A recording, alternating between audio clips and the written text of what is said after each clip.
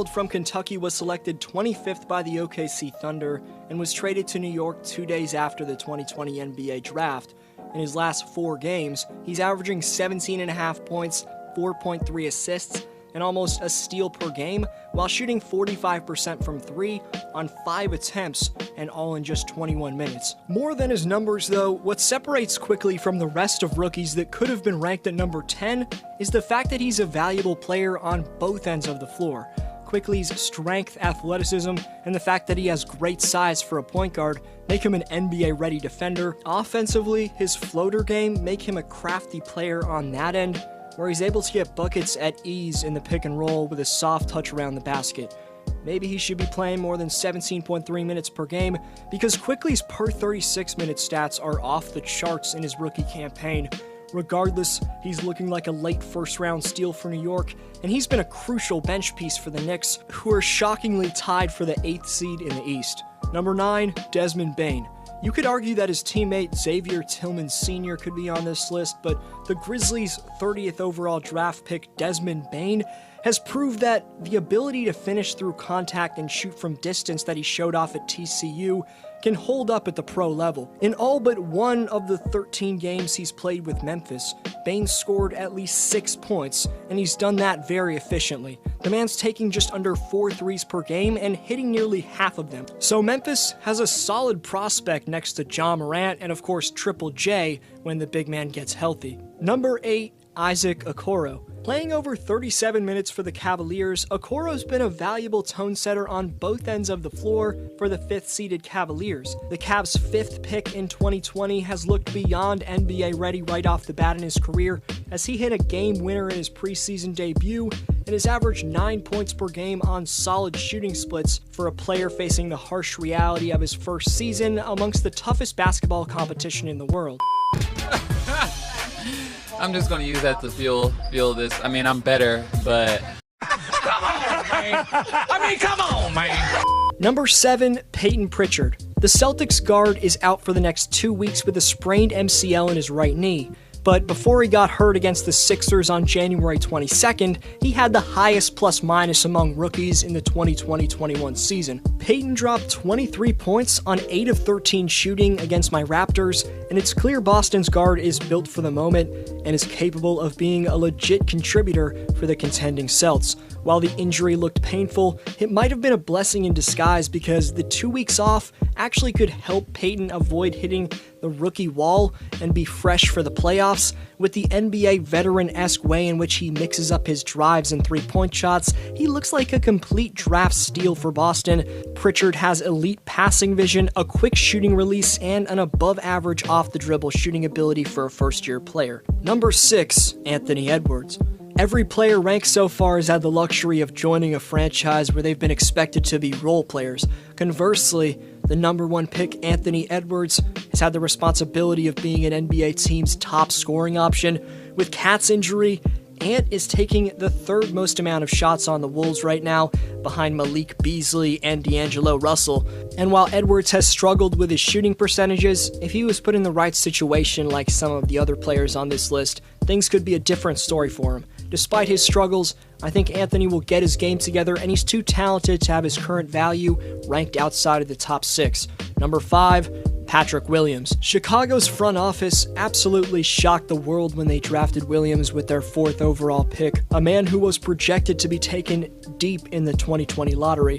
But the Bulls taking him is turning out to be an excellent decision, because next to the superstar-like pure scoring of Zach LaVine at shooting guard, the rebounding, wing defense, and solid jump shot at 6'7", 227 pounds is exactly what the Bulls needed at the small forward spot. Before their loss to the top-seeded Lakers, the Bulls won their last 3 games, and they're having their best season in a very long time, and the rookie Patty Williams deserves a decent amount of credit for that.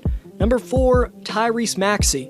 Give credit to Sixer coach Doc Rivers for giving their 21st overall pick in the draft, Maxey, the consistent minutes in the rotation that he deserves. Coaches giving prospects the proper consistent playing time as rookies is such a crucial, undermentioned aspect in a player's development. And Tyrese has been thriving off the opportunity he's been given as he put up 39 points against the Denver Nuggets, which was right behind Allen Iverson, for the Sixers franchise record. It was also the most points in a rookie's first start since 1970.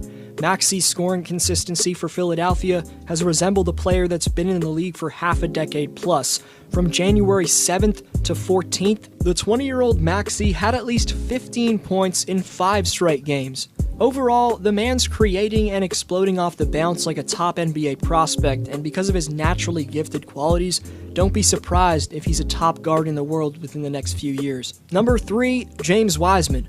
James hasn't fully developed his ability to pop out to the three-point line. However, he is shooting a decent 6 of 16 on his attempts from out there. I think we can expect Wiseman to develop into a decent stretch big as his career progresses, but for now, he's a solid paint presence for the Steph Curry-led Warriors, who are currently tied for the 8th seed out west. Draymond Green got a tech because the ref thought he was yelling at him, but really Green was yelling at Wiseman, and I know Draymond can be harsh at times, a lot of times, but his mentorship should ultimately be a positive influence on the growth of the Warriors' 19-year-old man in the middle. The 7-foot, 244-pound Rook needs to be averaging more than 6 rebounds because his size should be overwhelming, he should be dominating, he also should be shooting more than 63% from the line, but he's already damn productive for his lack of pro experience. I think James is doing a great job in a pressured situation, and for many years to come, he should be a focal point up front in the Bay. Number 2, Tyrese Halliburton. The Sacramento Kings hit the lottery with the 12th overall pick. As the former Iowa State Cyclone, Tyrese Halliburton is the real deal. He's averaged 11 points, 5 assists, and over a steal per game on 50% shooting from the field and 47% shooting from distance. His 4 blocks against the Knicks this past Friday were the most by any rookie this season. His lanky 6'7.5" wingspan at point guard, combined with his shockingly lethal three-point stroke, make him a nightmare to stop, and his size on the other end make him a sensational defender for a first-year player.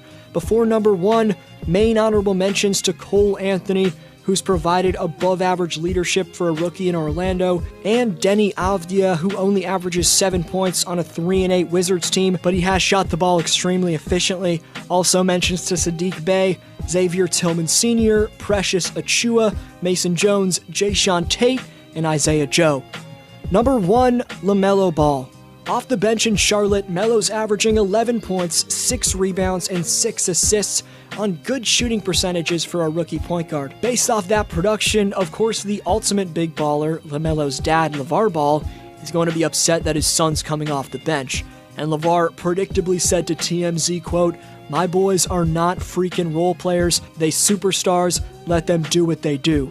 But as with any 19-year-old, you have to take the bad with the good, because after a 7-game stretch in which Ball averaged 15.6 points, 7.4 rebounds, and 7.1 assists per game, while shooting 46% from the field, Ball's turned the ball over 11 times in the last 3 games.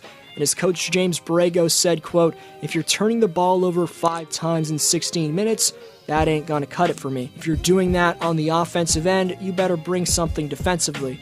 He had a better stretch where he played extremely well. We need to find that again. He's got to get better. He's engaged. He wants to get better. He's capable of handling it. End quote. Overall, LaMelo's learning on the fly, and while there's going to be bumps on the road, like right now, the weapons he has in his bag offensively are too deep not to have him at number 1. It's going to be a 3-way race between him, Halliburton, and Wiseman for the Rookie of the Year. And the pro season that LaMelo has under his belt before he entered the league is tremendously benefiting him in the NBA right now, because Ball gained a season of experience playing against grown men in Australia's NBL before this year. He likely won't hit the proverbial rookie wall because of that, and I expect him to have more good offensive stretches than bad ones like he's having right now. I respond to every comment, so let me know who your prediction is for the 2021 Rookie of the Year down below. Follow me on Instagram and Twitter at DFlowHoops to stay tuned and to be friends. You're the best for sticking around until the end. This was DFlow, and I'll see you next video.